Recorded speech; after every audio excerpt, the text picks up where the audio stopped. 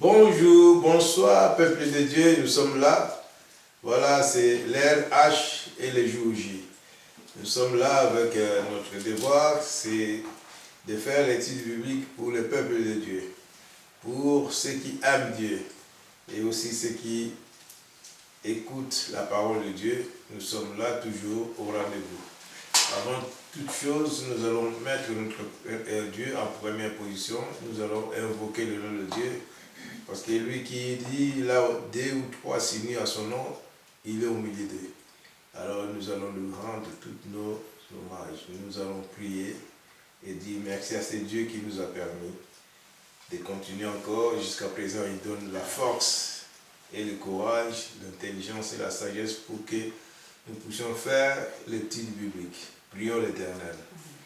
Merci Dieu Tout-Puissant, de tous nos cœurs, Père Saint, nous te mettons en première position pour que c'est toi, Père Seigneur, qui dis sans toi, nous ne pouvons rien faire. Et tu seras toujours avec nous, Père Saint, jusqu'à la fin du temps. Seigneur, si tu seras toujours avec nous jusqu'à la fin du temps, c'est pour nous inspirer, c'est pour nous donner encore la force, c'est pour nous propulser, Père Seigneur, c'est pour nous booster, surtout, Père Seigneur, même dans nos faiblesses. Aussi, Père, je voulais profiter que tu puisses pardonner nos faiblesses spirituelles. Dieu Tout-Puissant, sois élevé, sois sanctifié, parce que je sais que tu es au milieu de nous. Parce que tu réponds à ta parole, là où deux, trois s'unissent, tu es au milieu d'eux. Et sans toi, nous ne pouvons rien faire. C'est pour cela, Père, nous te laissons la première place dans notre cœur, parce que c'est toi qui nous fortifie, c'est toi qui nous as aimés avant même que le monde soit créé. Nous te bénissons dans le nom précieux de notre Seigneur Jésus-Christ et nous disons Amen. Amen. Éternel notre Dieu, notre Père, nous te louons, nous te rendons grâce. Béni sois-tu et gloire à toi. Nous te remercions, Seigneur, pour ces instants où tu nous permets encore ce soir de méditer sur ta parole, qui est la vérité, qui est la vie. Nous savons que toutes choses ont été faites par elle et rien de ce qui a été fait n'a été fait sans elle. Alors, Seigneur, que ta volonté soit faite, que toute la gloire te revienne.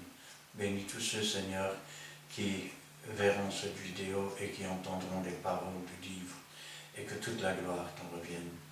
Gloire au Père, gloire au Fils et gloire au Saint-Esprit. Amen. Amen. Merci Seigneur pour ta présence, ton amour, ta bonté, ta miséricorde et ta compassion. Merci pour ce privilège que tu nous accordes encore aujourd'hui, d'être réunis sur ton saint regard pour cette étude biblique. Dirige-la, Seigneur. Chasse tout esprit rebelle, afin que tu puisses régner en maître souverain. Bénis tes serviteurs présents. Oins-les, Seigneur, de ton Saint-Esprit. Protège-les des méchants, des orgueilleux. Et interviens favorablement et puissamment pour tous ceux qui, encore aujourd'hui, te sont fidèles, tous ceux qui attendent cette vidéo biblique, afin, Seigneur, d'écouter, Seigneur, ta parole et de te connaître, Seigneur. Merci Seigneur pour tout ce que tu feras dans le bon nom de Jésus-Christ. Amen. Amen. Voici, nous allons parler aussi des choses très importantes. Et aujourd'hui, nous avons un sujet vraiment bien aussi, c'est-à-dire nous réjouir dans les tribulations. Quand les tribulations viennent, nous avons un Dieu plus fort, nous avons un Dieu puissant.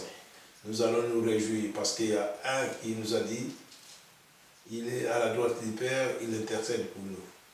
Donc voilà, mais avant tout, je voulais vous rappeler, ça ce n'est que l'avant-goût, nous vous donnons notre adresse sur YouTube, c'est Christian Delso, Delso c'est D-E-L-S-A-U-X. Et sur place, vous pouvez nous rejoindre et vous réjouir aussi. À Montigny-Sissambre, nous sommes sur la rue Paul Janson numéro 55 à Montigny-Sissambre. Donc le code postal c'est 6061. Venez-y, vous ne serez pas dessus, réjouissons-nous dans le Seigneur. Et c'est-à-dire que vous ne serez pas seul, il y a encore d'autres personnes qui seront là et pour l'œuvre de Dieu. Alors, nous allons laisser la place à notre pasteur Christian Delso nous parler de se réjouir, de nous réjouir dans les tribulations. Pasteur Christian. Amen. Quand on parle de tribulation, on peut parler de souffrance, on peut parler de persécution. Alors quand on parle de souffrance, les persécutions viennent parfois même de l'intérieur de l'Église. Ah, c'est sûrement qu'il a fait quelque chose à Dieu ou qu'elle a fait quelque chose à Dieu pour être arrangé ainsi. Alors, j'aimerais quand même vous dire que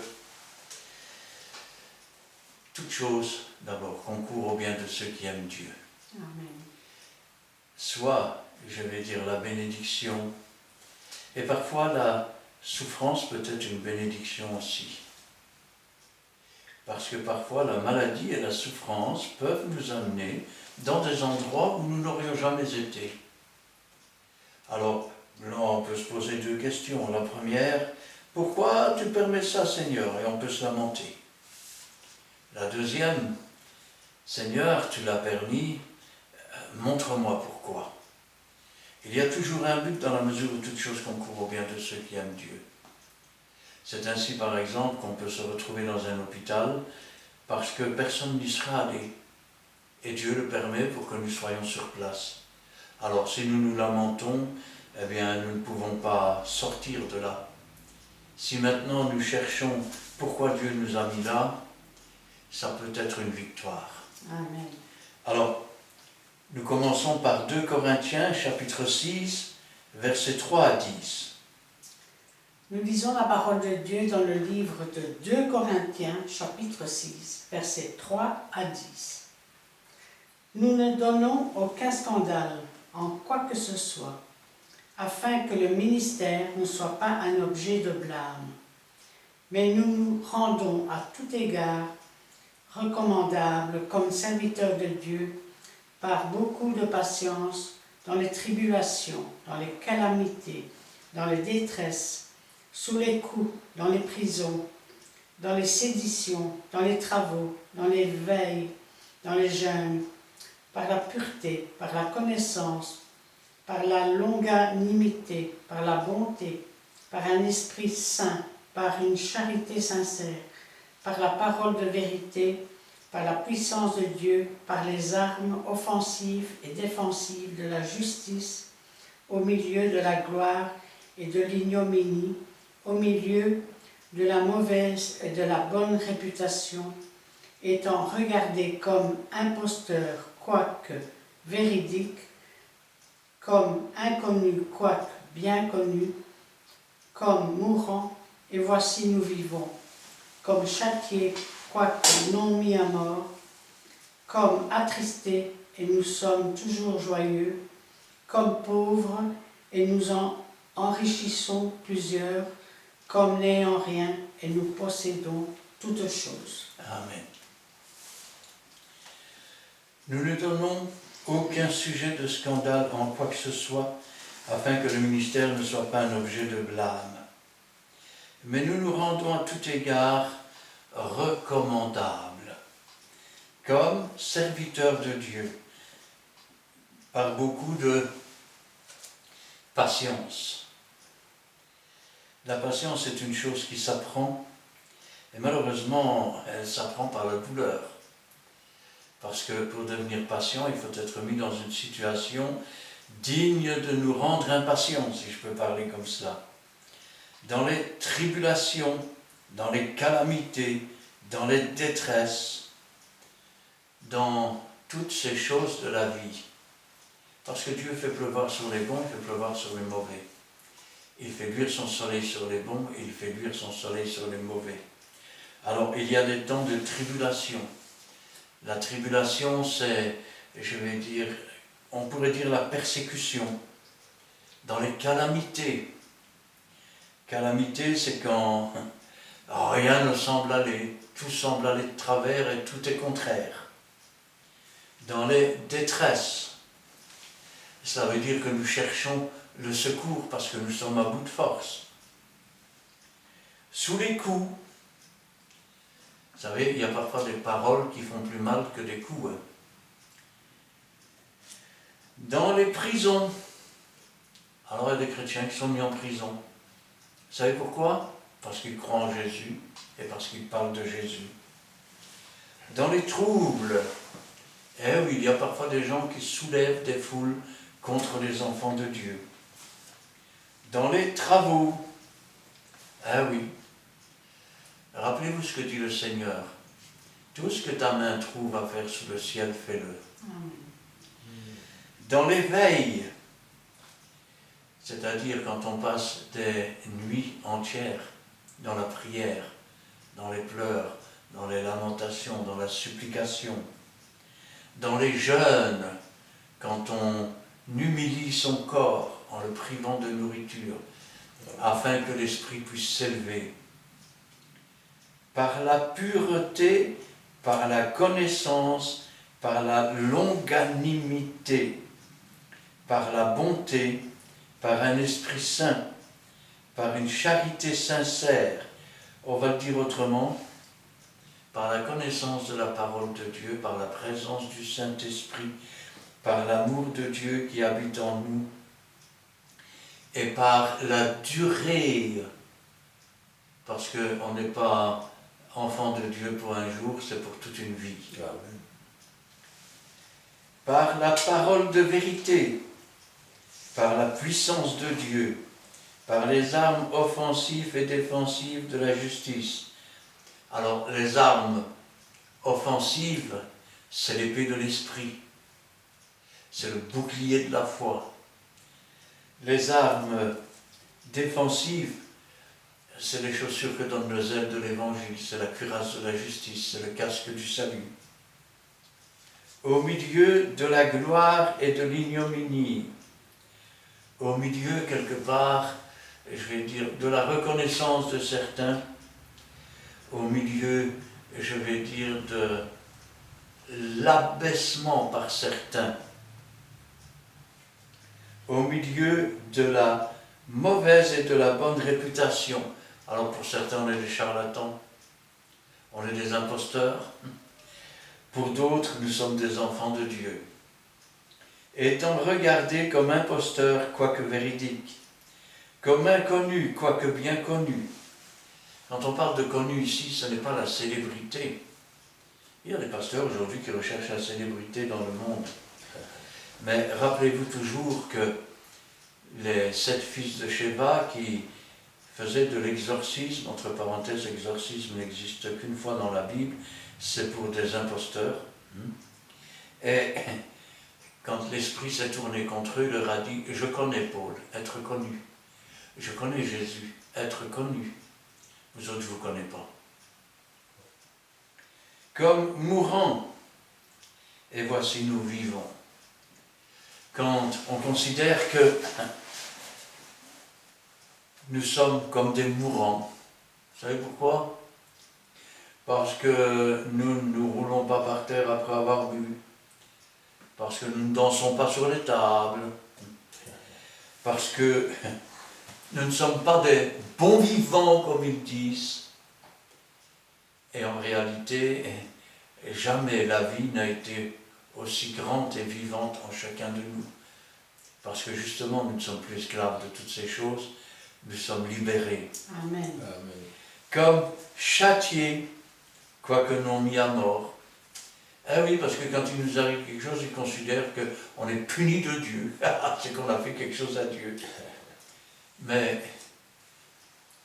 rappelez-vous toujours que celui qui châtie aime bien.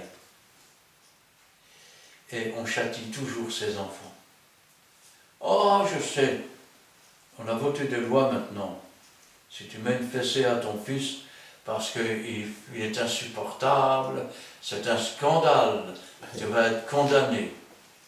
Alors, messieurs les juges, laissez les parents tranquilles quand les enfants n'obéissent plus et qu'ils font des conneries, parce que vous les avez empêchés de faire leur travail. Il est marqué dans la Bible, corrige ton fils et il te respectera.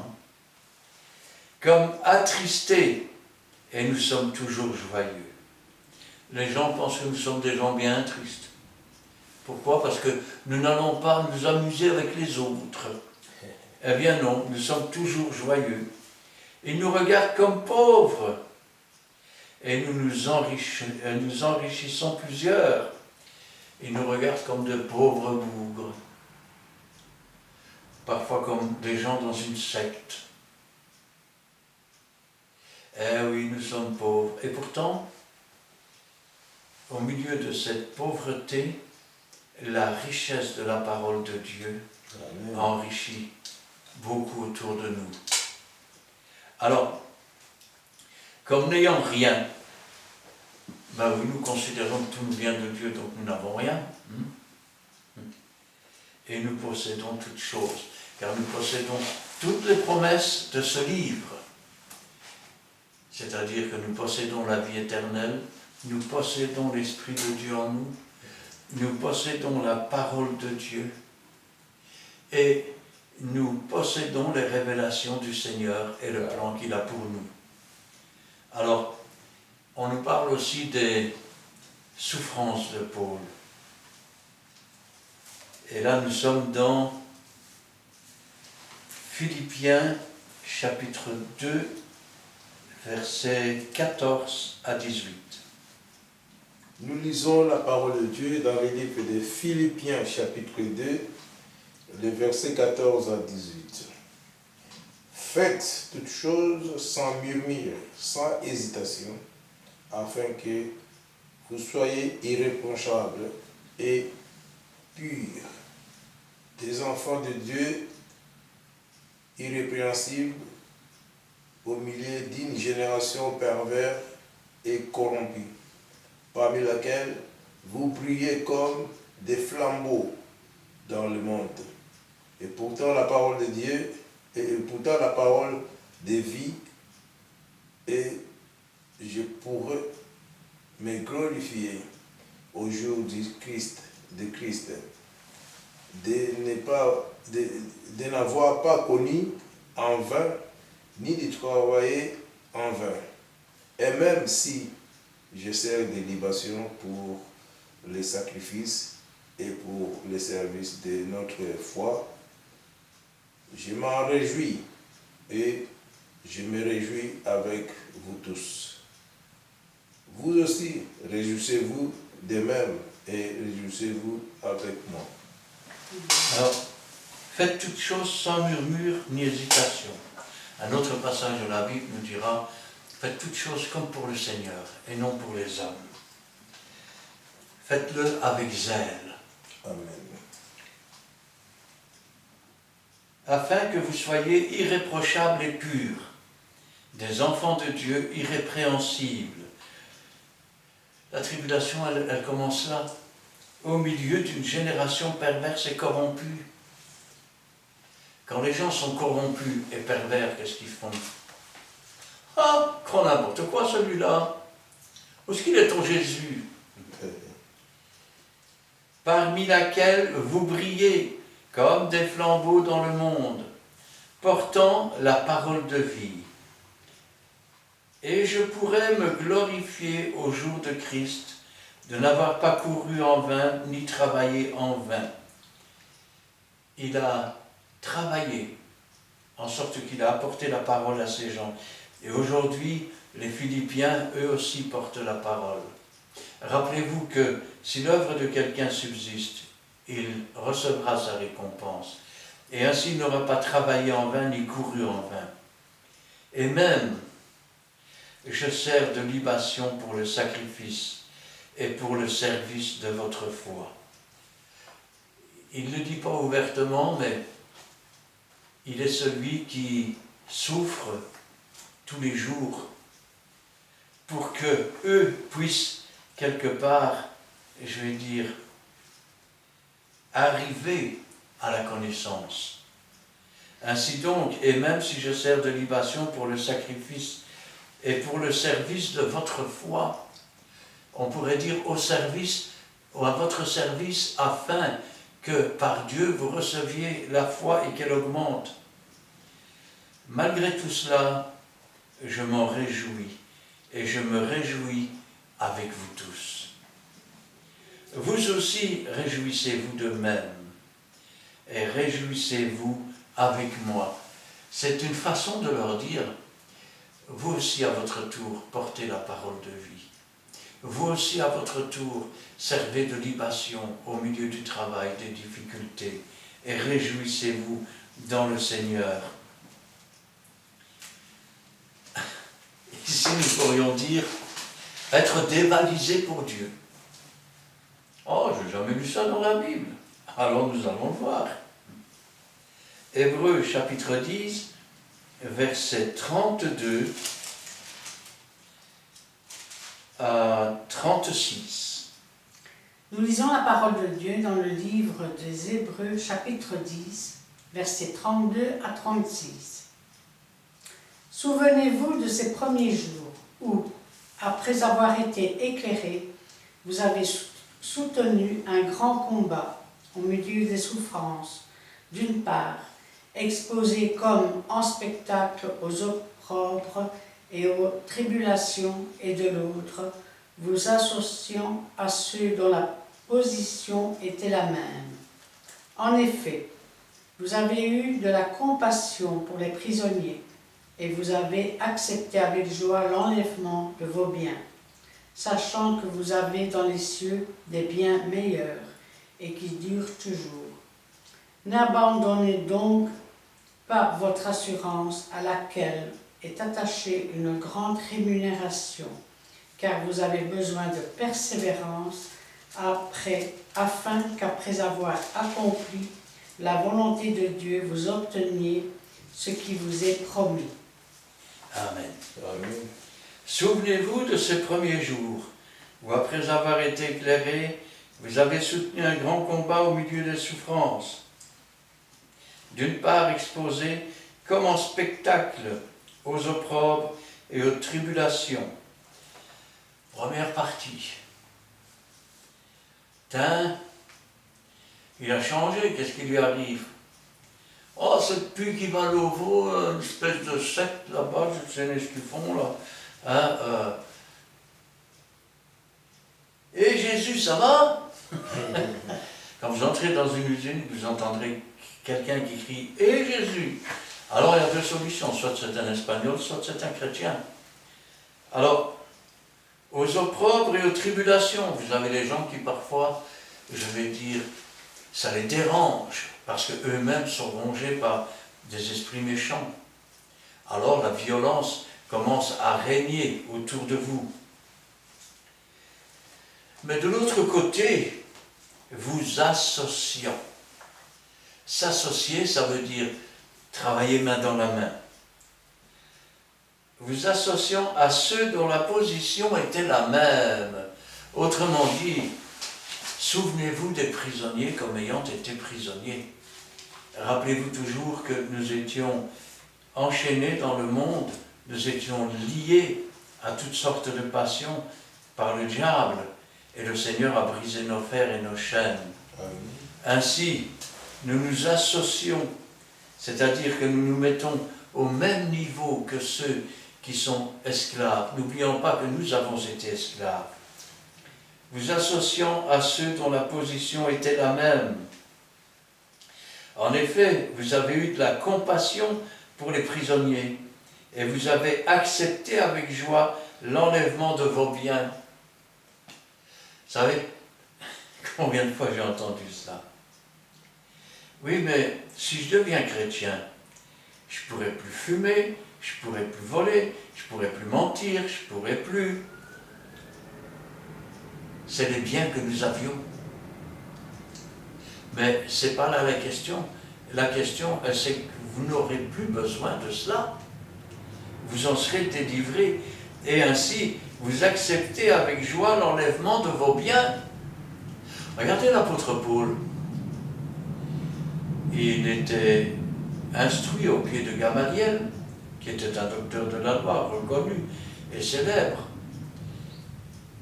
Croyant servir Dieu, il faisait toutes sortes de choses, persécutant même le peuple de Dieu. Il dira toutes ces choses, je le regarde comme de l'amour. Il accepte d'en être dépouillé. Parce que la connaissance, je vais dire, des textes bibliques ne veut pas dire la connaissance de la parole de Dieu. La connaissance, la véritable connaissance, c'est la connaissance de la traduction que Dieu en fait dans la pratique. Alors, acceptez avec joie l'enlèvement de vos biens, sachant que vous avez des biens meilleurs et qui durent toujours. Autrement dit, à que servirait-il à un homme de gagner le monde entier s'il perd son éternité? N'abandonnez pas votre assurance à laquelle est attachée une grande, je vais traduire le mot autrement, une grande récompense. Car vous avez besoin de persévérance. Nous avons tous besoin de persévérance. Il ne s'agit pas d'être tout feu, tout flamme aujourd'hui et d'être lymphatique le lendemain. Il s'agit de persévérer, il s'agit d'être stoïque, afin qu'après avoir accompli la volonté de Dieu, vous obtenez ce qui est promis. Ce qui est promis. Alors, qu'est-ce qui est promis? De ne pas voir la mort. Celui qui croit en moi vivra quand bien même il serait mort. Amen. 2, être réellement réconcilié avec Dieu.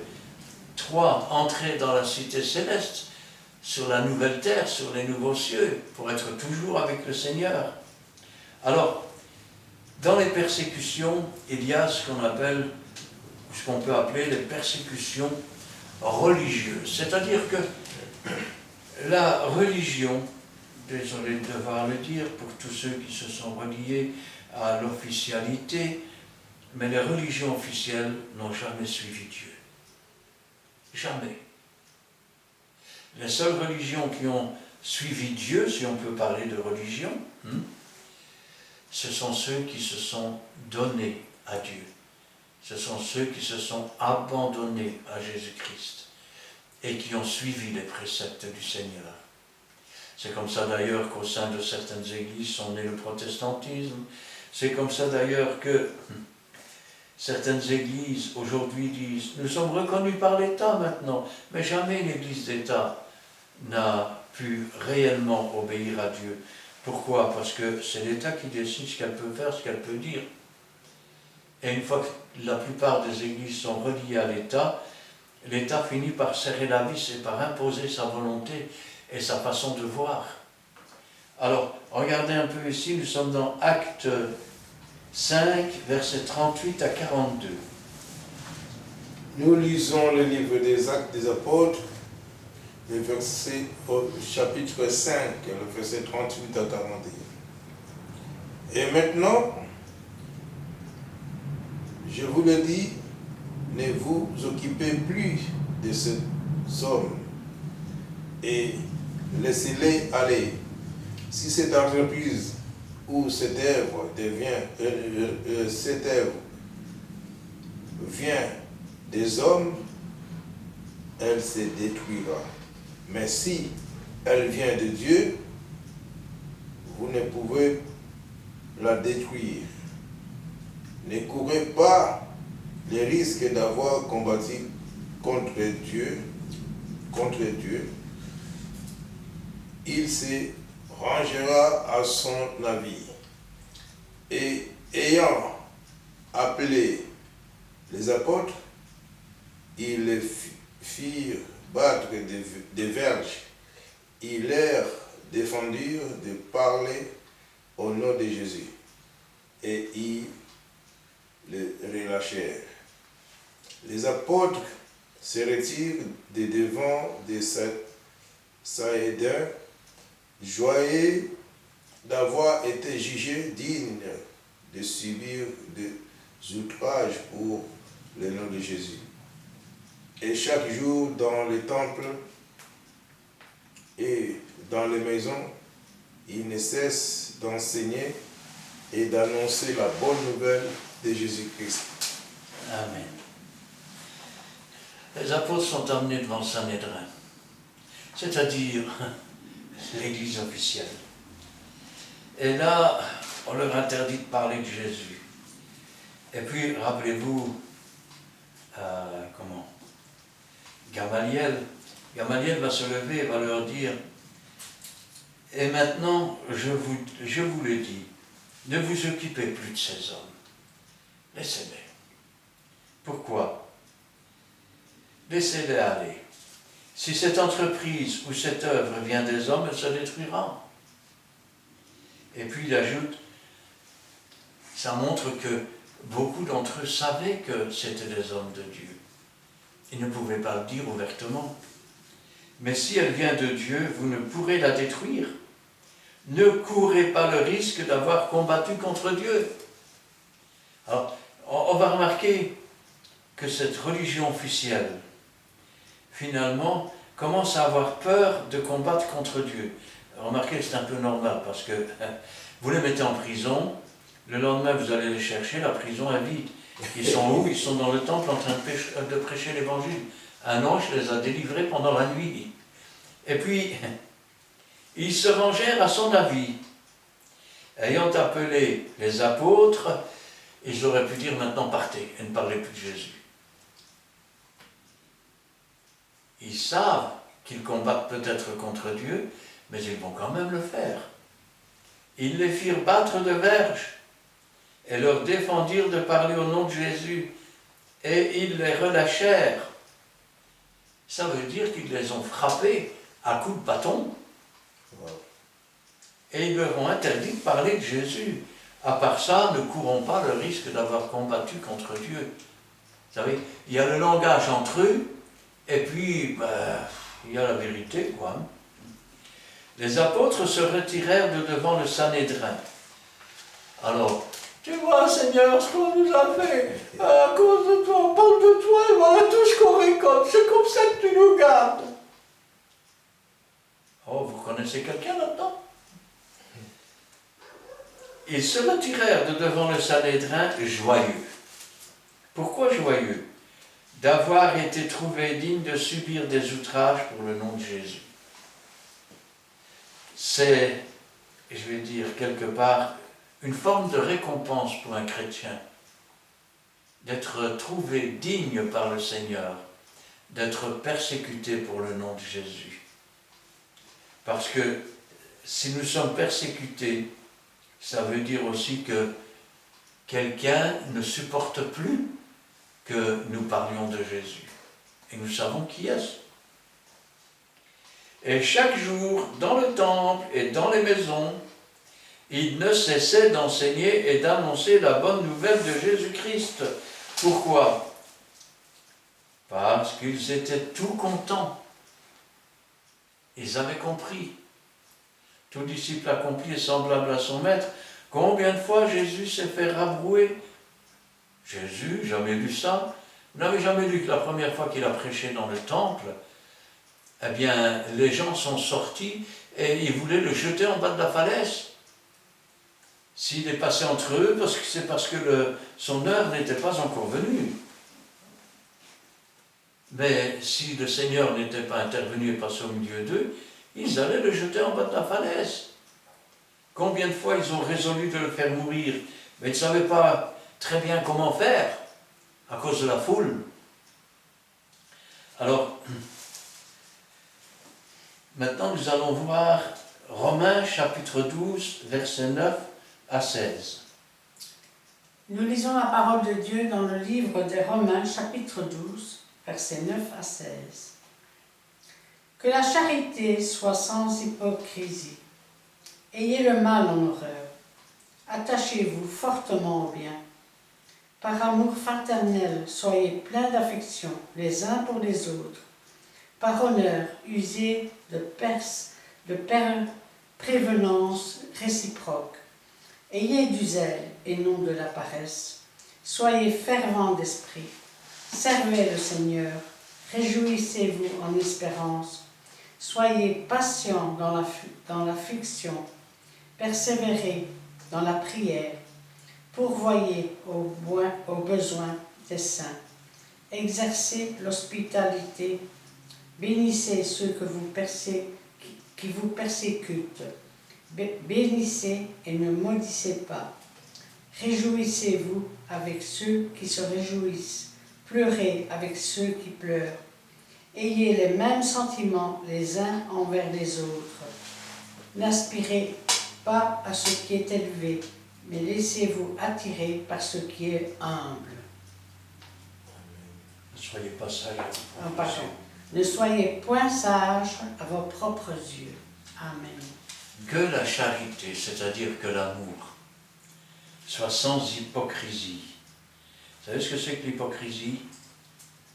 C'est quelqu'un, ah, vous êtes quelqu'un de bien mon frère, vous êtes... Et puis derrière vous, on commence à parler sur votre dos. Hein? Ayez le mal en horreur. Attachez-vous fortement au bien, à tout ce qui est bien, par amour fraternel. Qu'est-ce que l'amour fraternel? Aimez-vous les uns les autres, comme le Seigneur vous a aimé. Aime ton prochain comme toi-même. On ne parle pas simplement d'apprécier, on ne parle pas simplement, je vais dire, de... Si je devais trouver une définition, je dirais que c'est ressentir que l'autre a beaucoup d'importance, qu'il est quelque chose de précieux aux yeux de Dieu, et que Jésus a versé son sang pour lui, et que donc, nous qui sommes et qui devons nous sentir plus petits, nous devons les aimer. Car, vous ne savez peut-être pas, mais Dieu est amour. Par amour fraternel, soyez pleins d'affection les uns pour les autres. Il n'est pas dit soyez pleins de jalousie, soyez pleins d'amertume, soyez pleins de médisance. Il est dit soyez pleins d'affection les uns pour les autres. Par honneur, usez de prévenance réciproque. Faites pour les autres ce que vous voudriez bien que l'on fasse pour vous. Ayez du zèle et non de la paresse. Travaillez pour Dieu. Ne vous endormez pas dans la charrette en disant « ce qui fait bon à ton service », pendant que d'autres sont à la charrue et qu'ils disent « en avant un pas pour Dieu ». Soyez fervents d'esprit. Vous savez que c'est un commandement, cela? Il est marqué dans la Bible, soyez remplis de l'esprit. Je le répète, soyez remplis de l'esprit. Servez le Seigneur. Tout ce que vous faites, faites-le comme pour le Seigneur, pas pour les hommes. Ne vous servez pas de Dieu, servez Dieu. Réjouissez-vous en espérance. Rappelons-nous toujours dans les difficultés les promesses de Dieu et ce pourquoi nous courons. Soyez patients dans l'affliction, dans les difficultés, dans le chagrin, dans la pénibilité. Soyons patients. Cherchons pourquoi. Demandons quel est le chemin à suivre. Et ainsi, rappelez-vous toujours qu'il n'est pas, je vais dire, de tentation ou de calamité ou de persécution qui ne soit survenue et que vous ne pouviez supporter. Car Dieu ne mettra pas quelque chose que vous ne pouvez pas supporter sur vos épaules. Amen. Persévérez dans la prière. Persévérez dans la prière. Demandez, vous recevrez. Pourvoyez aux besoins des saints. Pourvoir aux besoins des saints. Comment peux-tu dire que tu aimes ton frère ou ta sœur? Tu vois qu'il est dans le besoin ou qu'il est dans le besoin. Tu lui dis que le Seigneur te bénisse, mais tu ne lui donnes pas de quoi se chauffer ou de quoi se revêtir. À quoi ça sert? Les païens en font tant. Exercer l'hospitalité. Vous savez ce que c'est que l'hospitalité? Exercer... Quelqu'un qui n'exerce pas l'hospitalité, c'est quoi? On vient frapper à votre porte, vous ouvrez le coin de la porte. Oui, c'est pourquoi?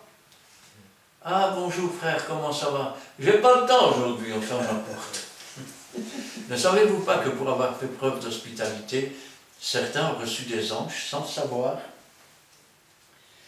Bénissez ceux qui vous persécutent. Oh Seigneur, tu as vu ce qu'il m'a fait? Oh, c'est pas possible. Hein. Fais quelque chose, j'en ai marre. Hein. C'est pas ça. Seigneur, tu as vu cette personne? Comment elle s'oppose à ta parole, comment elle s'oppose à tes enfants? Convainc-la de péché, de justice, de jugement. Parle à son cœur, qu'elle puisse être transformée et que nous puissions devenir frères et sœurs. Bénissez ceux qui vous persécutent. Bénissez, ne maudissez pas. N'avez-vous jamais lu que la bénédiction et la malédiction ne peuvent pas sortir de la même bouche? Réjouissez-vous avec ceux qui se réjouissent. Pleurez avec ceux qui pleurent.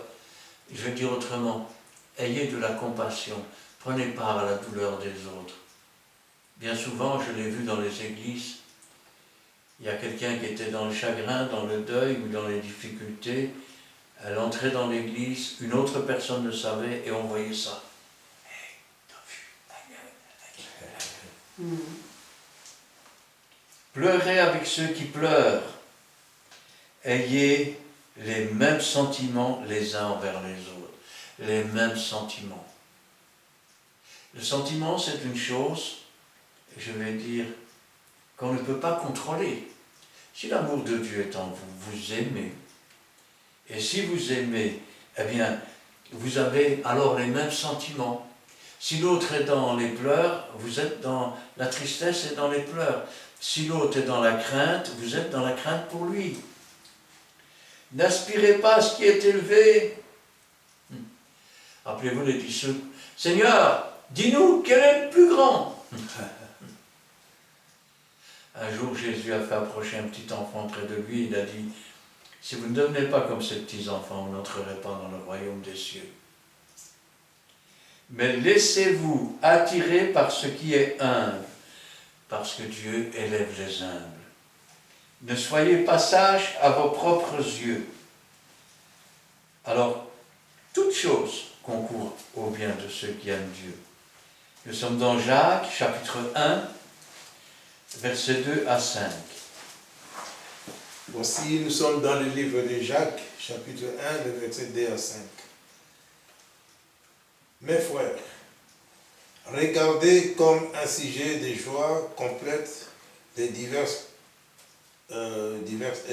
épreuves auxquelles vous pouvez être exposés sans que l'épreuve de votre foi produise la patience.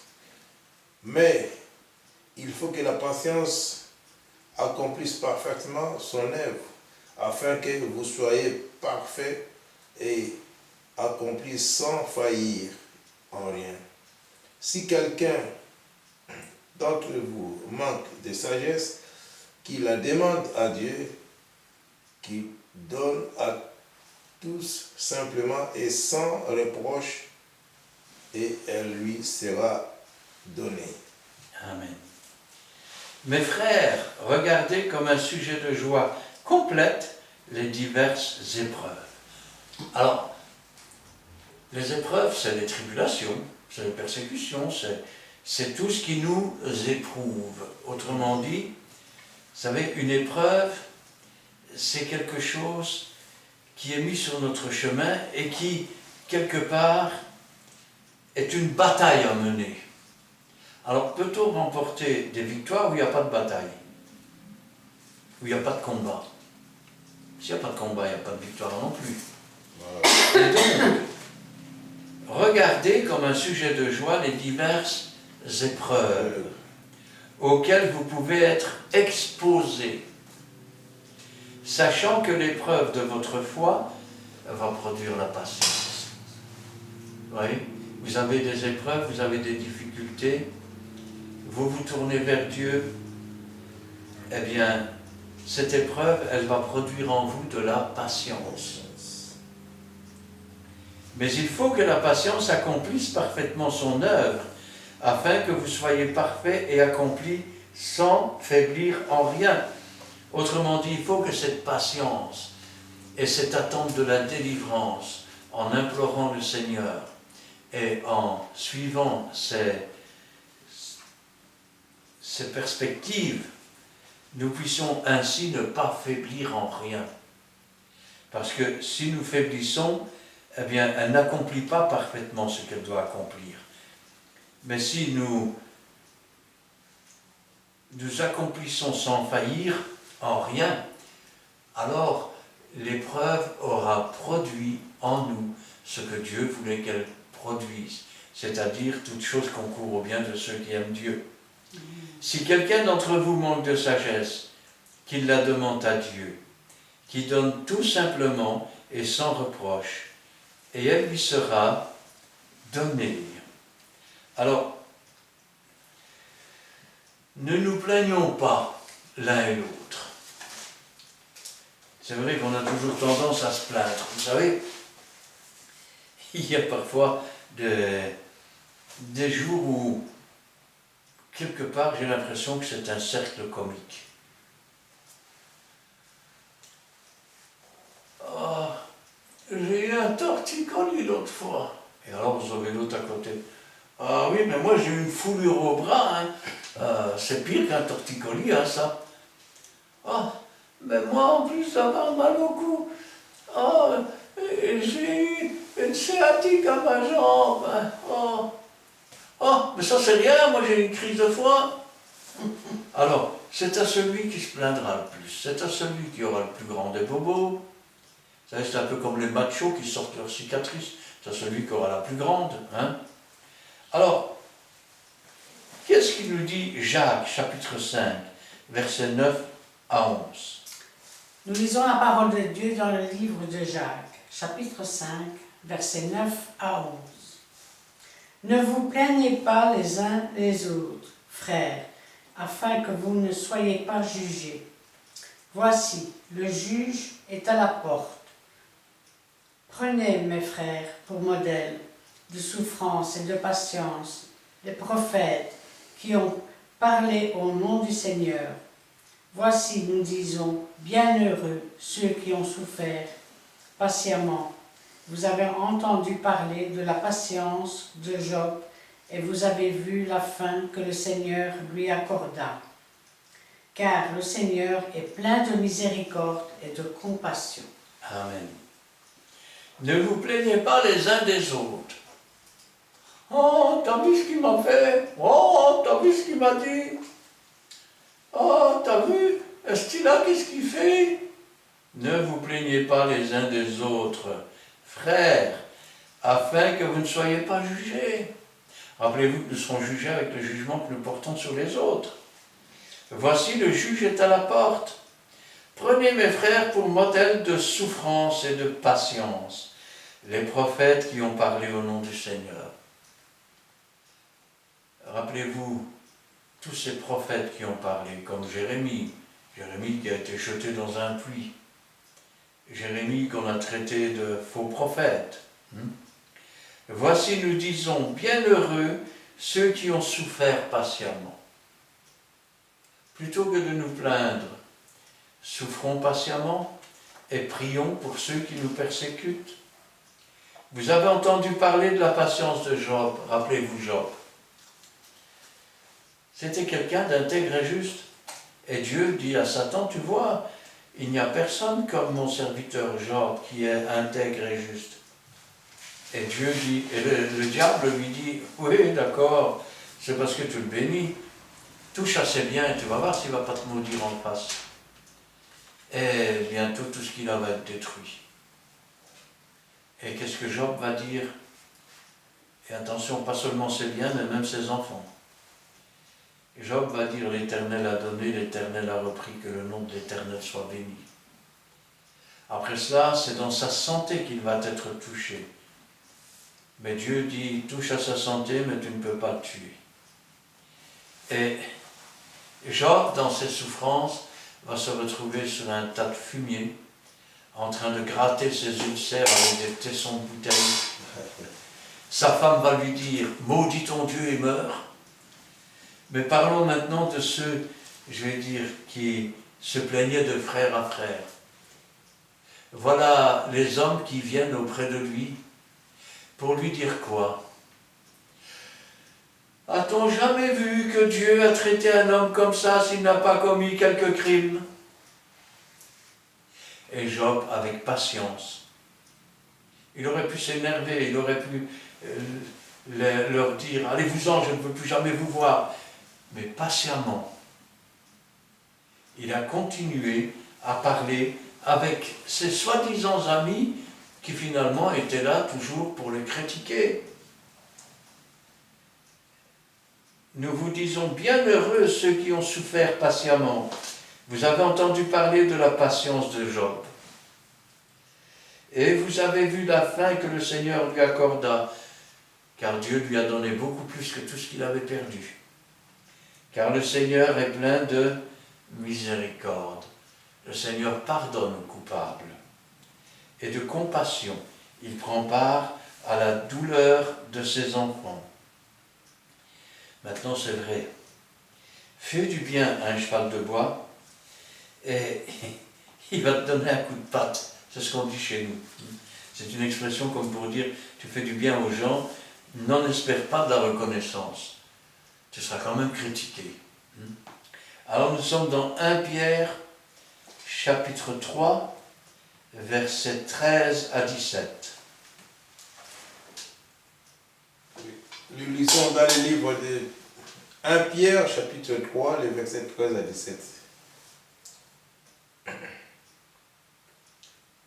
Et qui vous maltraitera, et si vous êtes zélé pour le bien. D'ailleurs, quand vous souffririez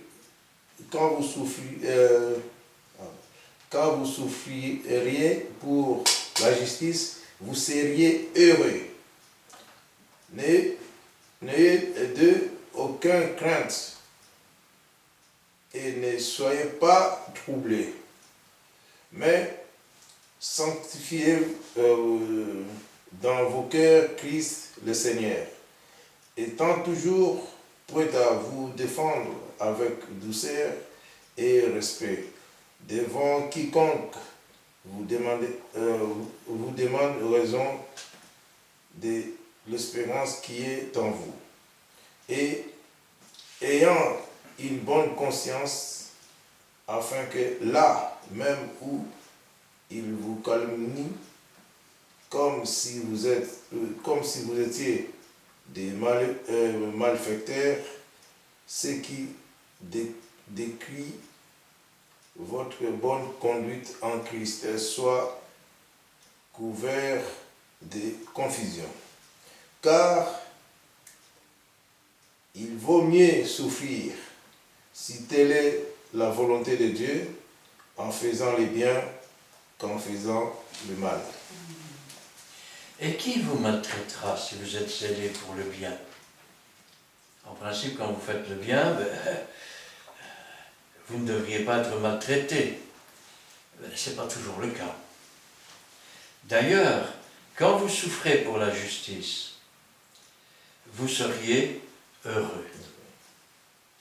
Ça veut dire que Dieu met une paix et une joie qui se passe toute intelligence, tant qu'on est dans son obéissance. N'ayez d'eux aucune crainte. Combien de fois Dieu a dit à ses prophètes, ne crains rien, je suis avec toi. Amen. Et ne soyez pas troublés.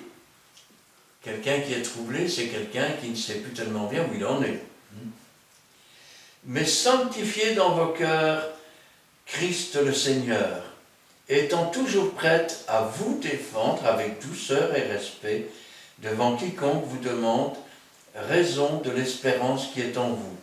Autrement dit, quiconque vient et vous critique d'une façon ou d'une autre, vous pouvez toujours lui répondre avec respect et douceur. Et ayant une bonne conscience, afin que là même où il vous calomnie, c'est-à-dire là même où il raconte des choses pour vous créer du tort, comme si vous étiez des malfaiteurs, ceux qui décrivent votre bonne conduite, ceux qui critiquent votre bonne conduite, en Christ, soient couverts de confusion. car il vaut mieux souffrir, si telle est la volonté de Dieu, en faisant le bien, qu'en faisant le mal. Quand je pense à cela, je me dis, Seigneur, c'est vrai, fais du bien, cheval, je te donne un coup de patte. Ça veut dire que vous ne devez attendre aucune reconnaissance de qui que ce soit.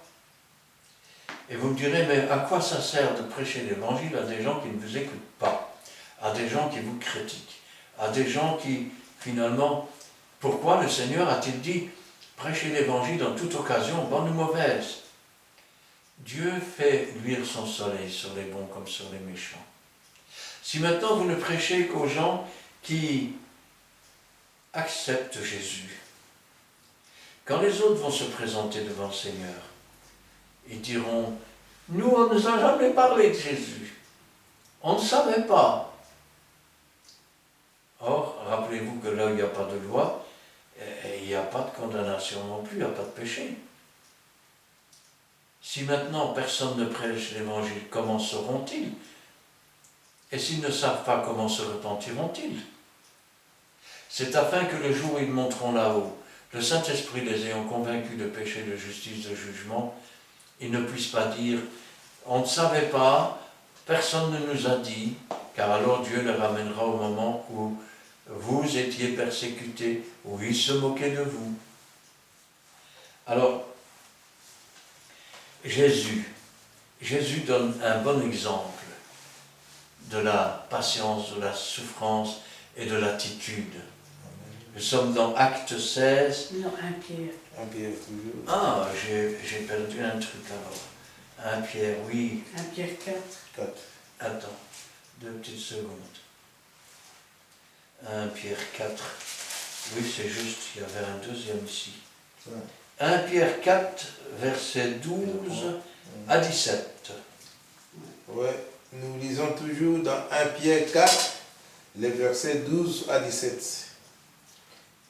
Bien-aimés, ne soyez pas surpris comme une chose d'étrange qui vous arrive de la fournaise qui est au milieu de vous pour vous éprouver. Réjouissez-vous au contraire de la part que vous avez aux souffrances de Christ, afin que vous soyez aussi dans la joie et dans l'allégresse lorsque sa gloire apparaîtra. Si vous êtes outragés pour le nom de Christ, vous êtes heureux, parce que l'Esprit de gloire, l'Esprit de Dieu repose sur vous. Que nul de vous, en effet, ne souffre comme meurtrier, ou voleur, ou malfaiteur, ou comme gérant dans les affaires d'autrui. Mais si quelqu'un souffre comme Christ, qu'il n'en ait point honte, et que plutôt il glorifie Dieu à cause de ses noms. Car c'est le moment où le jugement va commencer par la maison de Dieu. Or, si c'est par vous qu'il commence, qu'elle en sera fini de ceux qui n'obéissent pas à l'évangile de Dieu. Amen. Bien-aimés, ne soyez pas surpris comme d'une chose étrange qui vous arrive, de la fournaise qui est au milieu de vous pour vous éprouver. Quand on éprouve quelqu'un au travail, qu'est-ce qu'on fait? On lui donne le travail, on lui donne quelques petites difficultés pour qu'ils doivent se battre et réussir. Réjouissez-vous au contraire de la part que vous avez aux souffrances de Christ. Réjouissons-nous, car les souffrances de Christ s'achèvent en nous. Amen. Afin que vous soyez aussi dans la joie, dans l'allégresse, lorsque sa gloire apparaîtra. Que nous ne soyons pas dans la confusion, que nous ne soyons pas comme les vierges folles, mais qu'au contraire nous soyons comme les vierges sages, qui attendent leur époux Si vous êtes outragés pour le nom de Christ, vous êtes heureux. Je ne comprends pas. Ça fait que je suis outragé, je suis insulté, calomnié, tout ce que vous voulez pour le nom de Jésus, et je suis heureux. Ben oui, parce que l'Esprit de gloire, l'Esprit de Dieu repose sur vous. Amen. Le monde aime bien ce qui lui appartient. Le monde n'aime pas ce qui appartient à Dieu. Que nul de vous, en effet, ne souffre comme meurtrier, ou voleur, ou malfaiteur, ou comme s'ingérant dans les affaires d'autrui. Alors là, j'interpelle quand même quelques chrétiens. Il m'est arrivé de mettre des gens dehors de l'église. Vous savez pourquoi? Parce que ces gens essayaient de profiter des vieux. Il y a parfois des gens qui s'ingèrent, c'est-à-dire qui s'occupent de ce qui ne regardent pas et qui essayent de se mêler des affaires des autres. Vous avez des gens aussi qui, je vais dire quelque part, se plaignent, Seigneur, pourquoi? Mais parce que tu as volé, tout simplement.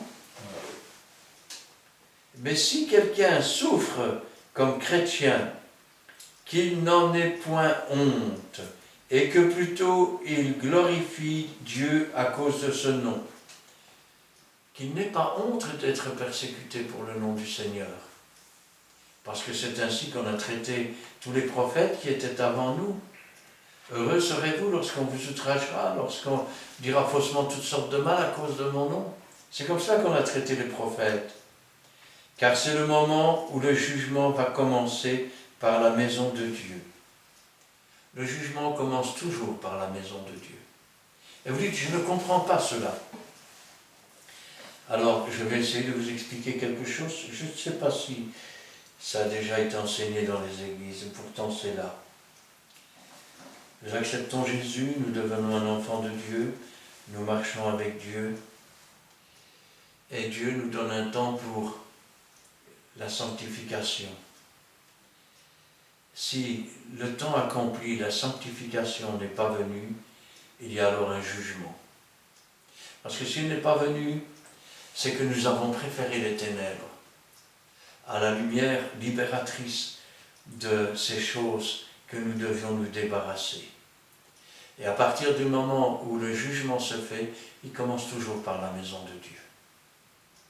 Ensuite seulement, ceux dans le monde. Et si le jugement est déjà dans la maison de Dieu, qu'est-ce que ça va être pour les inconvertis? Car le moment où le jugement va commencer par la maison de Dieu. Et vous remarquez ce qu'il dit. Lui connaissait ces choses. Et il dit, car c'est le moment. C'est quand les persécutions commencent et tout, que vous êtes dans l'épreuve, que Dieu est en train de juger si oui ou non vous allez continuer à marcher avec lui. Où le jugement va commencer par la maison de Dieu. Or, si c'est par nous qu'il commence, quelle sera la fin de ceux qui n'obéissent pas à l'évangile de Dieu? Que sera la fin de ceux qui n'obéissent pas du tout? Jésus est notre seul exemple. Et nous sommes dans Actes 16, versets 20 à 30. Pardon. Nous lisons la parole de Dieu dans le livre des Actes, chapitre 16, versets 20 à 30. Ils les présentèrent au prêteur en disant: ces hommes troublent notre ville. Ce sont des Juifs qui annoncent des coutumes qu'il ne nous est pas permis de recevoir ni de suivre, à nous qui sommes romains. La foule se souleva aussi contre eux, et les prêteurs ayant fait arracher leurs vêtements, ordonnèrent qu'on les battît de verges. Après qu'on les eut chargés de coups, ils les jetèrent en prison, en recommandant au geôlier de les garder sûrement. Le geôlier, ayant reçu cet ordre, les jeta dans la prison intérieure et leur mit les ceps aux pieds. Vers le milieu de la nuit, Paul et Silas priaient et chantaient les louanges de Dieu, et les prisonniers les entendaient. Tout à coup, il se fit un grand tremblement de terre. en sorte que les fondements de la prison furent ébranlés. Au même instant, toutes les portes s'ouvrirent, et les liens de tous les prisonniers furent rompus. Le geôlier se réveilla, et lorsqu'il vit les portes de la prison ouvertes, il tira son épée et alla se tuer, pensant que les prisonniers s'étaient enfuis. Mais Paul cria d'une voix forte, « Ne te fais point de mal, nous sommes tous ici. » Alors le geôlier, ayant demandé de la lumière, entra précipitamment et se jeta tout tremblant aux pieds de Paul et de Silas. Il les fit sortir et dit, « Seigneur, que faut-il que je fasse pour être sauvé ?» Amen. Vous savez, les prisons, c'est des choses un peu particulières. Et j'ai eu l'occasion de travailler dans des prisons, notamment la prison de Mons. Et j'ai aussi travaillé dans une prison du côté de Bruxelles. Et là, je me rappelle d'une chose, en lisant ce récit, ça m'est revenu en tête. À cause des travaux, l'une des tours avait bougé. Et les prisonniers étaient dans la cour, le gardien était dans la tour, et puis quand les prisonniers sont rentrés, eh bien, comme la tour avait légèrement bougé, le gardien était prisonnier dans la tour cette fois. C'est lui qui ne savait plus sortir, parce que la porte s'était bloquée. Alors, ici on les avait présentés au prêteur en disant « Ces hommes troublent notre ville ». Pourquoi? Parce qu'ils estimaient que l'on ne pouvait pas prêcher l'évangile chez eux. Vous savez, souvent, suivant le côté où on est du rideau, on voudrait un peu de compréhension de la part de l'autre. Tenez, prenons un exemple. Si maintenant vous êtes musulman et que vous venez en Belgique, vous voulez un peu de compréhension vis-à-vis de votre culte. Et bien sûr, on vous laisse pratiquer votre religion, qu'elle soit bonne ou mauvaise, ça c'est votre problème. Le problème est que si maintenant nous allions dans votre pays, eh bien on nous couperait la tête et on nous égorgerait. Ça veut dire que si vous aviez suffisamment d'impact dans notre pays, on serait égorgé aussi dans notre propre pays. Pourquoi? Parce que vous êtes comme ces prêteurs. Ils les présentèrent aux prêteurs en disant « Ces hommes troublent notre ville. Ce sont des Juifs qui annoncent des coutumes qu'il ne nous est pas permis ni de recevoir ni de suivre. À nous qui sommes Romains. » La foule se souleva aussi contre eux, et les prêteurs, ayant arraché leurs vêtements, ordonnèrent qu'on les bâtît de verges. Si ces prêteurs et cette foule étaient venus dans le pays des chrétiens, ils auraient demandé pour qu'on leur laisse la liberté de culte. Mais parce que ça se passait dans leur pays, il n'y avait pas de liberté. 2 poids, 2 mesures. Il est vrai que, c'est un exemple que je prends, si maintenant je vais en Israël, et je vais rencontrer des juifs orthodoxes. Quand on parle de juifs orthodoxes, ce n'est pas la religion orthodoxe. Ce sont même des juifs qui sont, je vais dire, très à cheval sur les commandements. La preuve, c'est qu'il aurait arrivé aussi de piller des étals de marchands le jour de Shabbat, parce qu'ils estimaient qu'on ne respectait pas les lois de Dieu. Alors, vous allez trouver aussi des catholiques, vous allez trouver des musulmans. Et ces religions s'entendent tellement bien ensemble que pour la sauvegarde, je vais dire, de ce qu'ils appellent le sépulcre du Seigneur, en supposant que ce soit là que son sépulcre a été, eh bien, ce sont les musulmans qui ont la clé pour garder et surveiller. Et je vous dis ça, je dis rien. Je dis aussi que quand on demande un peu d'indulgence, il faut savoir le faire aussi dans son propre pays.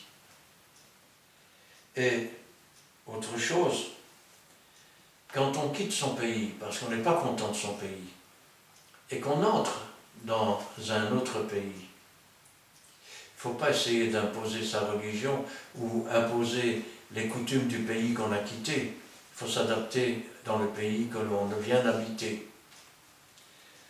Alors,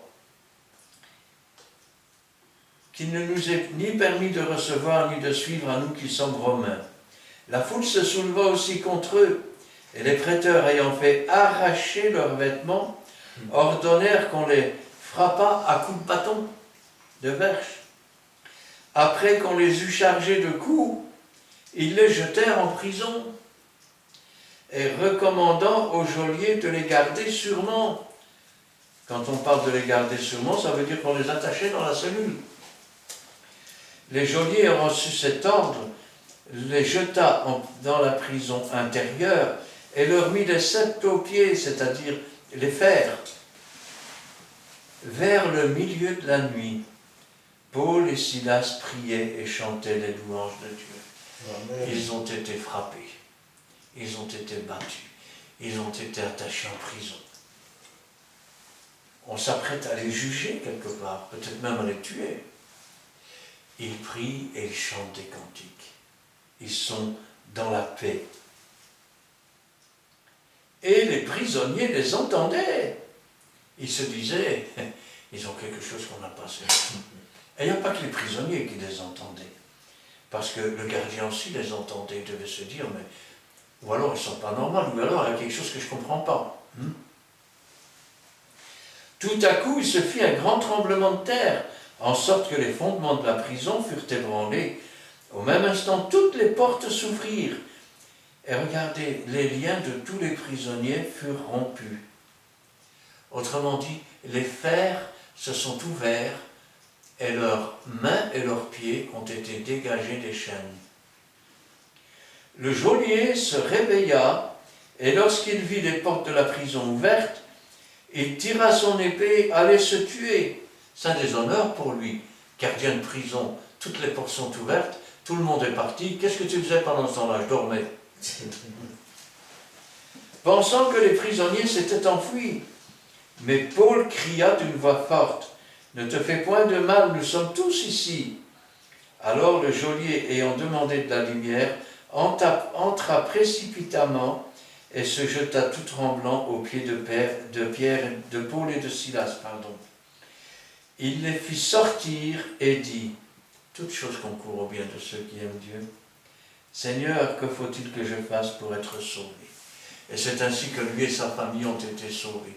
S'il n'y avait pas eu cette persécution, s'il n'y avait pas eu ces cantiques, cette joie, ces prières, et Dieu qui est intervenu et qui a fait trembler la prison, qui a ouvert toutes les portes, qui a fait tomber les chaînes, il n'y aurait pas eu ces conversions. De même, si Shadrach et Abednego n'avaient pas été jetés dans la fournaise ardente, d'abord, rappelez-vous toujours que leurs vêtements n'ont pas brûlé. Seuls les liens qui les retenaient ont brûlé.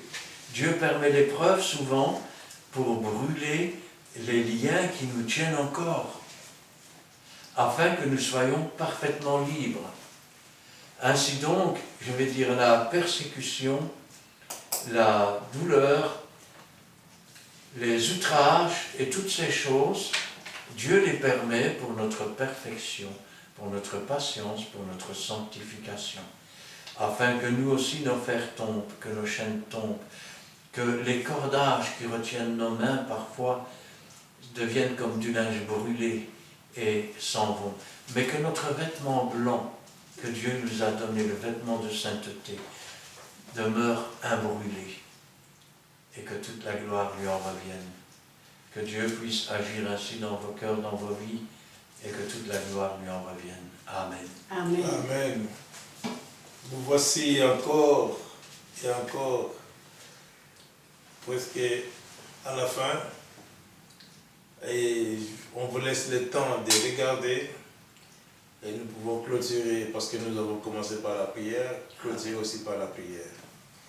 Merci Dieu Tout-Puissant, nous te bénissons, nous te glorifions pour ces moments que tu étais avec nous et tu es toujours avec nous et tu seras toujours avec nous, éternel Dieu. Parce que Père Saint-Christ, en nous l'espérance et la gloire, nous t'avons reçu. Ceux qui l'ont reçu sont devenus automatiquement filles et fils d'Abraham, enfants de Dieu, co-héritiers de Jésus-Christ. Merci éternel Dieu, parce que c'est toi, Père Saint, qui est au milieu de nous, Père Seigneur. Dans nos cœurs, Père Seigneur, que tu as rempli d'amour, de la joie, la paix, de bonnes choses, Père Saint-Seigneur, pour que nous puissions, Père Saint, marcher et aussi penser comme toi, faire de grandes choses, peut-être de ce que tu nous as promis.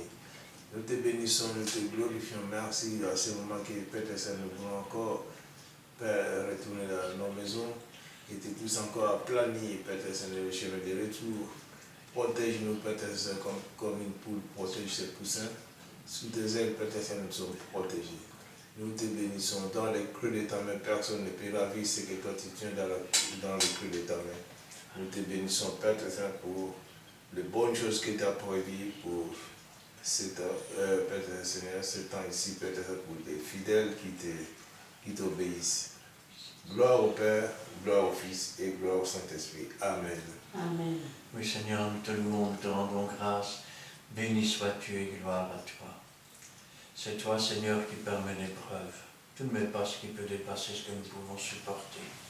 Ces épreuves sont destinées à notre bien, afin que nous apprenions à combattre, afin que nous apprenions la persévérance, afin que nous apprenions à sanctifier ton nom, afin que nous marchions de victoire en victoire.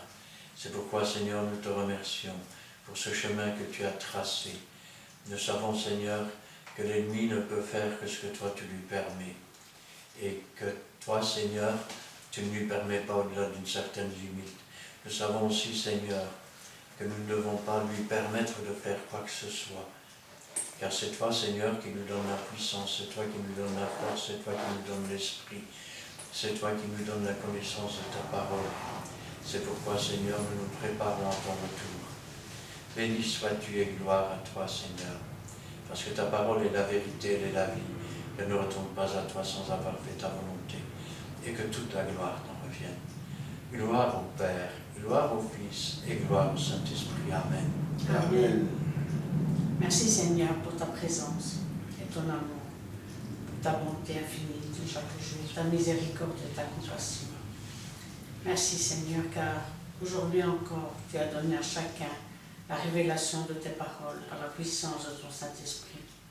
Car ta parole est vraie, elle est une lampe sur notre sentier. Donne-nous Seigneur d'être attentifs à ce que tu nous as enseigné aujourd'hui, car tu nous montres que si l'épreuve est là, si les tribulations sont là, c'est que tu le permets. Car tu nous éprouves d'une façon ou d'une autre, tu nous parles d'une façon ou d'une autre. Donne-nous d'être attentifs, Seigneur, et d'être vigilants, d'être persévérants, et donne-nous de te servir, de t'aimer et de te rester fidèle, de tout notre être, de tout notre cœur, et de mettre en pratique ce que tu nous enseignes, tes lois, tes ordonnances, tes commandements, et de t'être fidèle jusqu'au bout. Car au bout de l'épreuve, au bout des tribulations, il y a toujours une victoire. Car tu ne mets pas sur nos épaules des choses qui sont trop lourdes à porter. Merci Seigneur, car tu es un tendre Père qui nous aime tous d'un amour éternel. Et nous voulons te rester fidèles et faire ta volonté afin d'hériter la récompense que tu as préparée pour chacun de nous. Gloire te soit rendue, ô mon Dieu, et agis dans tous ces cœurs qui te sont fidèles aussi, qui regardent, qui entendent ta parole, qui regardent ces vidéos bibliques, et afin de te connaître, et afin de t'accepter comme sauveur et maître. Agis, Seigneur, comme toi seul peux le faire. Et d'avance, nous te disons merci, dans le beau nom de Jésus-Christ. Amen. Amen. Voici un petit rappel des sujets qu'on vous laisse aujourd'hui nous réjouir dans les tribulations. C'est-à-dire, on vous laisse encore le temps. Il y en a au moins plus de 90 vidéos qui sont déjà sur YouTube. Si vous voulez les trouver, il y a des fois vous avez raté le débit. Je vous rappelle seulement l'adresse. Nous ne faisons pas la publicité, mais c'est pour vous aider à retrouver d'autres vidéos. Sur YouTube, nous sommes sur l'adresse de Christian Delso, D-E-L-S-A-U-X. Et sur place, vous saurez aussi venir demander des renseignements ou poser vos questions. Il va nous enrichir pour faire encore le sujet pour notre étude biblique. Et aujourd'hui, je vous bénis tous. Et on voulait aussi que vous pouvez vous abonner.